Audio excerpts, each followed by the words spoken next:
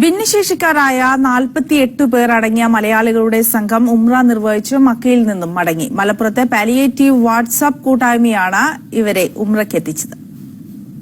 4 ചുവരുകൾക്കുള്ളിൽ ദിനങ്ങളെണ്ണി നീങ്ങിയ ഭിന്നശേഷിക്കാരും രോഗികളുമായ ഒരു കൂട്ടം മനുഷ്യർ പരിശുദ്ധ മക്കയിലെത്തുക എന്ന അവരുടെ സ്വപ്നമാണ് ചില മനുഷ്യസ്നേഹികൾ യാഥാർത്ഥ്യമാക്കിയത്.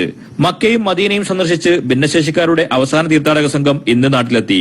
ഇവർക്ക് തുണയായി കൂടെ വന്നവരുടെയും ജിദ്ദ, മക്ക, മദീന എന്നിവിടങ്ങളിലെയും സന്നദ്ധ പ്രവർത്തകരുടെ മനുഷ്യസ്നേഹവും ഇതോടൊപ്പം ചരിത്രമായിരിക്കുകയാണ്. മലപ്പുറം കേന്ദ്രീകരിച്ച് പ്രവർത്തിക്കുന്ന ചേർത്തു നിർത്താം എന്ന വാട്സ്ആപ്പ് കൂട്ടായ്മയാണ് ഇവരുടെ ഉംറ യാത്രയ്ക്ക് വേണ്ട സൗകര്യങ്ങൾ ഒരുക്കിയത്.